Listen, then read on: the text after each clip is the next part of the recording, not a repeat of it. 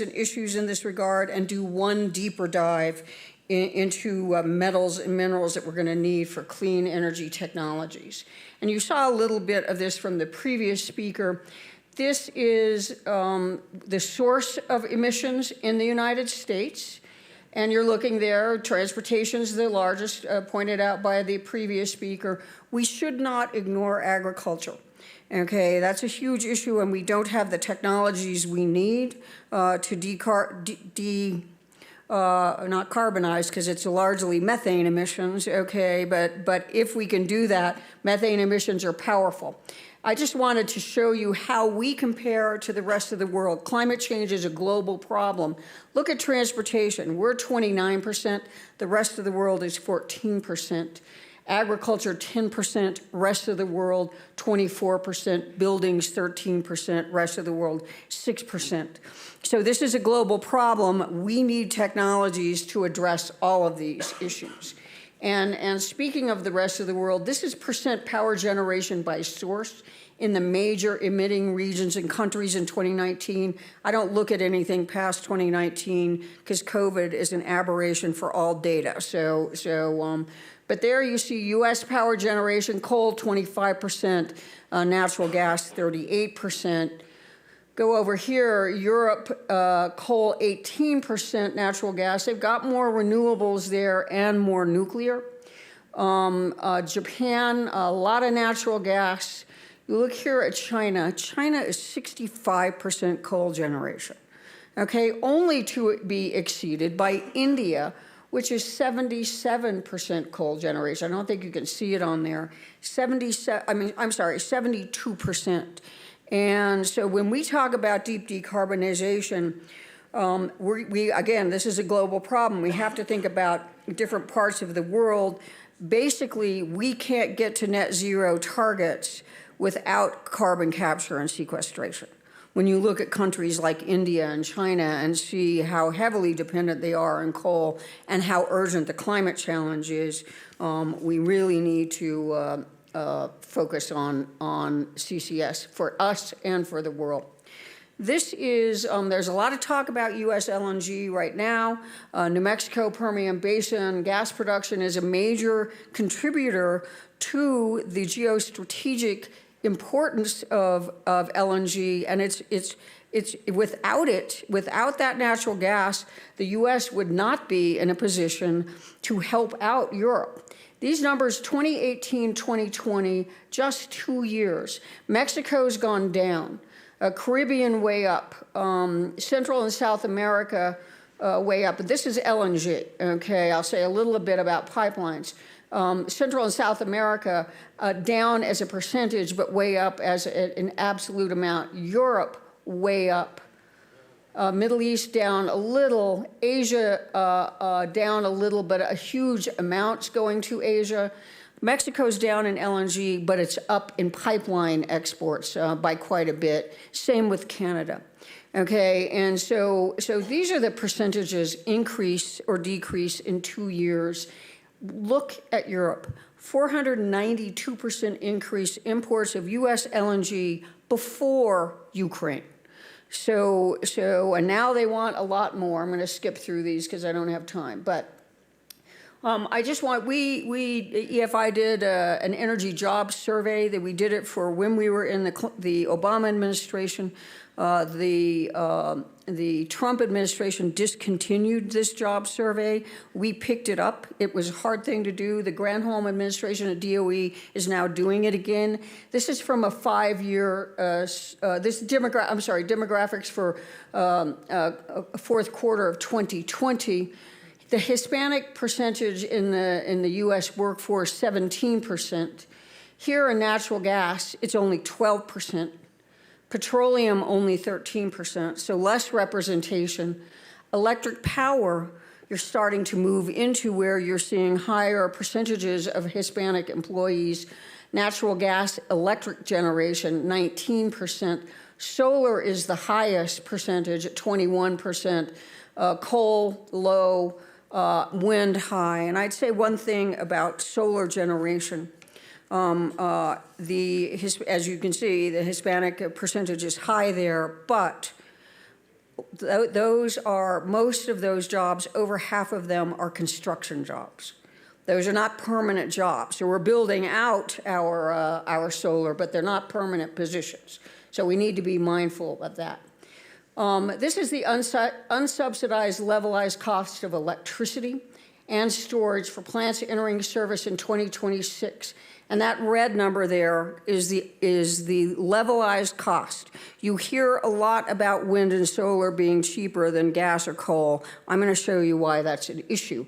Combined cycle gas plants, $37. Advanced nuclear, $69. Battery storage, $122. Geothermal, $36. Those are dispatchable technologies. You can use them when you need them. That's what dispatchable means. This is onshore wind, $36, $37. Offshore wind, $120. It's expensive. Solar standalone, $32.78.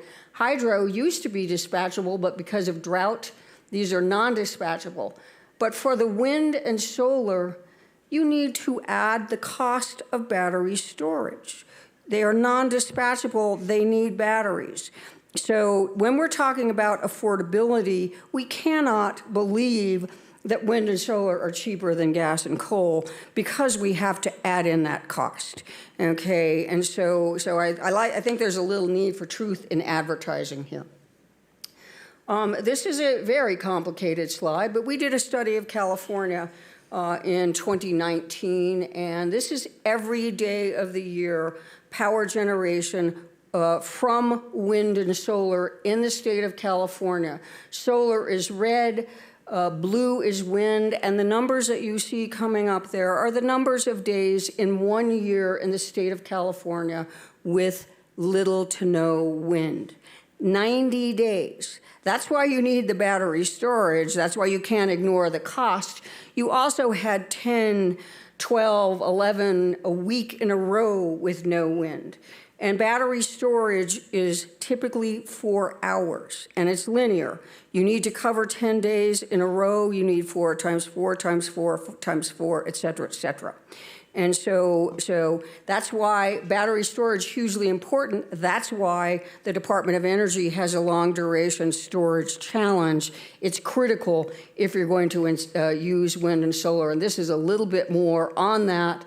This in California. Generation 2019, 202,000 megawatt hours. It had 502 megawatt hours of battery storage and a duration of 4 hours. Conclusion from this is for the foreseeable future, you need a fuel. Right now, that fuel is natural gas. It could be hydrogen in the future. That's why you hear so much about hydrogen. And this is a little about hydrogen. Hydrogen is used in many, many things. We did a study of the Ohio River Valley, Ohio, West Virginia, Pennsylvania. Hydrogen is used in chemicals, primary metals, fabricated metals, petroleum and coal, plastic and rubber, food and beverages, and paper manufacturing. $5.4 billion in West Virginia, economic output, $63 billion Ohio, $51 Pennsylvania. Let me skip through this. You get the picture. But these are all, hydrogen as produced now is a carbon emitter, hugely important for economies of major regions in the world. Another reason why you need carbon capture and sequestration. You can preserve this economic activity and get rid of the carbon that we need to get rid of. And this is a little more, and you'll see New Mexico pop up here.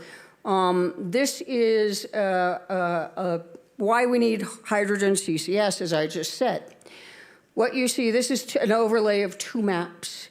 It's EIA's electricity regions, okay? And you can see the percentage gas and coal generation in those regions. We're in the mountain region today, 69% gas and coal, go around the country.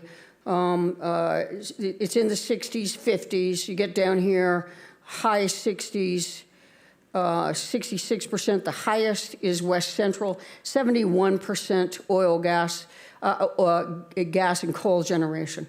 This is where the cement plants are. They emit huge amounts of carbon. This is where your gas processing, your chemical processing, your refineries and your steel plants are. That's where they all are. And what you see forming up there are hydrogen CCS hubs. The red underneath those, the red in the center of the country, those are CCS storage sites. So there's potential for great amount of storage in those sites, and you've got a lot of hydrogen use that is emitting carbon. So it's another reason, it's why you're seeing $8 billion for hydrogen hubs at DOE. So let me just get around the country here. And New Mexico's got 2 hubs in it, you can see there, up in the northwest and then the southeast corners, if for those of you New Mexicans who are here. I'm going to do a switch and end with this. This is the growing demand for metals and minerals for clean energy technologies. And the UN Environment Program calculated that low carbon technologies are going to need 600 million metric tons more metal resources in a 2-degree scenario than a 6-degree scenario. So huge growing demand on metals and minerals. These are your generation types. You can see there, that's copper. Copper is for all generation types, but hugely important for offshore wind and onshore wind, very important in EVs as well. I'll say a little bit about that in a second. That is zinc. You get the picture. We need a lot of metals and minerals. This is demand for copper. I'm going to focus on one. I said EVs need a lot of copper. This is 2020, the graph over there on the left, 1,000 kilotons was total world demand. In 2030, China is going to exceed that 1,000 kilotons by 400 kilotons. Okay, so one country alone, a 400% increase. And there's the EU, skip through the rest of the world, but you get the picture there. I'm sorry, US is 700 kilotons. So huge demand for copper. This is the difference between an internal combustion engine and a battery electric vehicle and the amount of copper that they use, 48 pounds versus 183 pounds. So huge amounts. I looked at what you will be competing for in other spaces if we build 140 EVs by 2030 and use all of that copper. The U.S. uses copper for building construction, electrical and electronic products, transportation equipment, consumer products, and industrial machinery and equipment. So we need a lot of copper for the transition, but it is also competing with other uses. So we need to be very, very thoughtful of that and mindful of that. And this is what happens when you have that kind of competition, a doubling of price here in 4 or 5 years. So here, metals and minerals. The USGS does an analysis. These are metals and minerals that are used for clean energy technologies. You can see there. The green typeface, we are 100% import dependent. The Navy, we are 80 to 96 import dependent. So a lot from Canada and Mexico, a lot from Brazil, from South America. We need to up our focus, diplomatic focus, and relationships in that regard. Here you're just going around the world. I want to get very quickly, a lot in Africa, we need to pay more attention to that. And quite a few in Southeast Asia. But look at China. Here it comes. Look at China. We are hugely dependent on China for the metals and minerals that we need for clean energy technologies. And we need to be thinking about that from a geostrategic perspective, from a supply chain perspective, and what that means for our relationships and with the rest of the world. But we also need to think about there, let me get through this, so where animation is U.S. mining.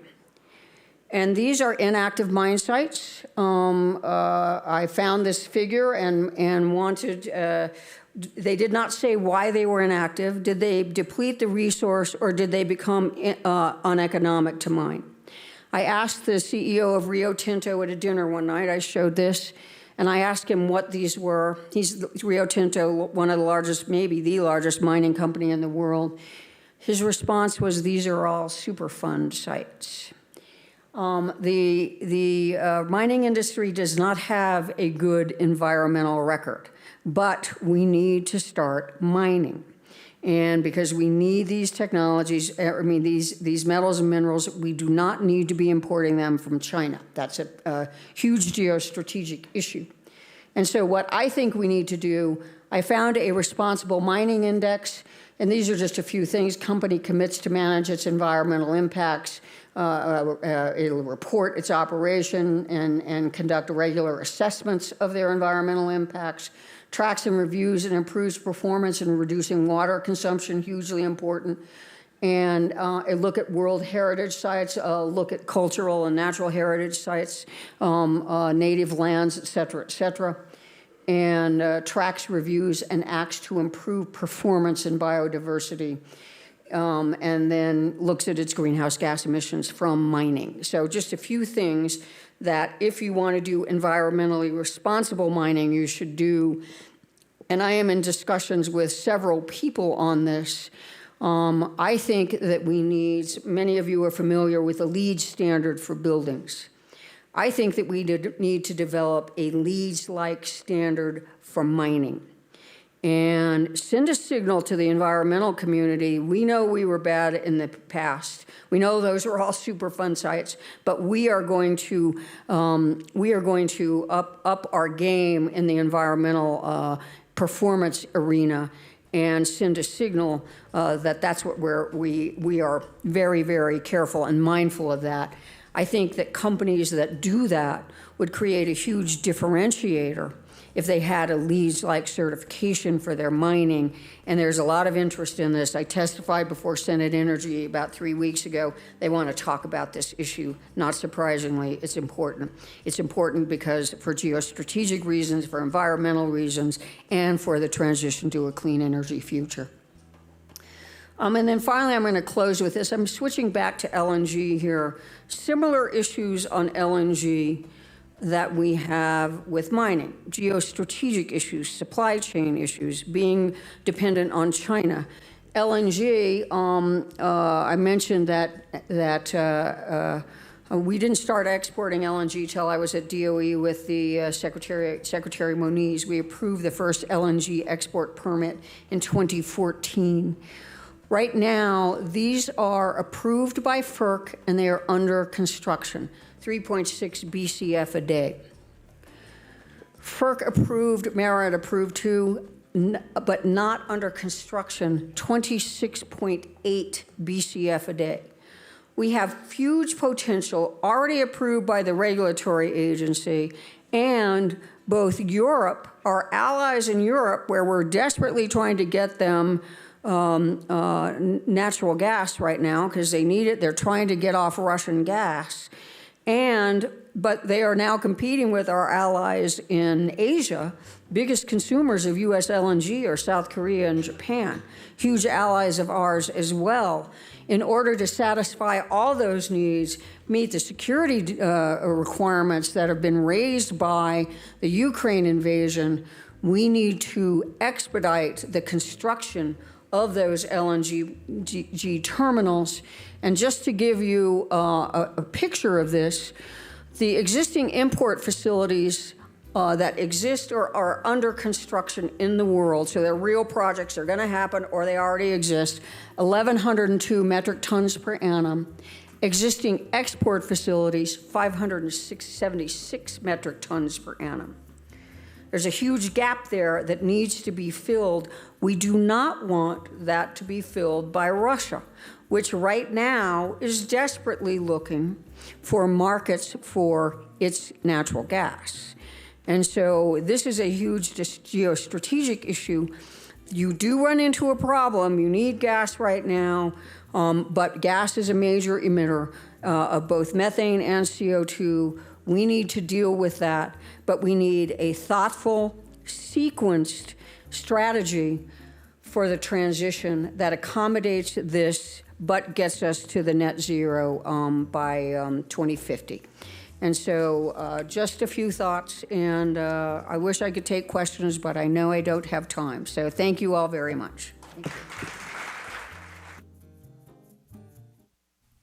colleagues and friends, members, and distinguished guests, we are pleased to bring you a featured panel to address efforts in working towards positive economic impact and diversification.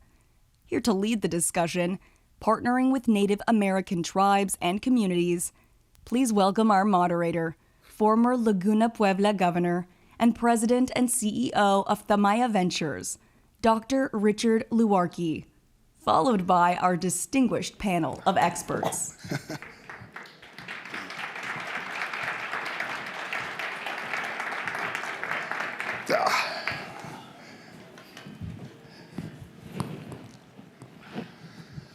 Okay, good morning, everyone, again. Good to see everyone.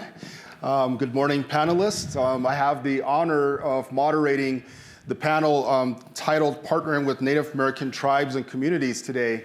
And so I'm very fortunate to have the individuals available to join us this morning. And so before we dive into the conversation here, I want to just take a second here and introduce each of the panelists. To my left, we have Mr. James Campos. He's a former DOE Assistant Secretary. He has a master's, two masters actually, Masters of Science, a Master's of Business Administration, and a Bachelor's of History. Has had a long history in the energy sector and is also a founder in the Right Energy Company. To his left is Mr. Kevin Frost from the Southern Ute Nation, former council member of the Southern Ute, and also a former director of the Office of Indian Energy Policy, and also a co-founder in the Right Energy Company. Has had a long history working with his tribe and other tribes across the country in the areas of infrastructure, rural development, health, etc. And lastly, Mr. Joseph Sanchez. He's currently the governor for the Pueblo of Santa Ana. He's also served as the lieutenant governor for the Pueblo of Santa Ana and is fresh in the energy discussion. He's currently hosting a energy summit at his own Pueblo going on today. The last 3 days has been going on, so he's neck deep in the energy discussions recently. He has 30 years in the gaming industry. He's manager, director in that space, and has a bachelor's in business administration. So thank you, gentlemen, for joining us today. We really appreciate you giving us the time. So again, to the United States Hispano Chamber of Commerce, thank you very much for this panel to be here. And it's a very interesting panel to be on because where we're at right now is, you know, I look around the room and there's not many tribes that I can see, right? Well, I can't really see anybody, but you know, it's a telling story. Why is a Native American panel at this particular conference? It demonstrates that there's a value in this. And so I think it's really powerful that this has come together in this manner. So before I open it up for them to make their comments, I want to set the stage a little for all of us to be thinking about energy, but also to give you a little bit of insight as to how tribes think. And you know, it's very important when you come to work with tribes, and again with this theme of partnering with tribes and the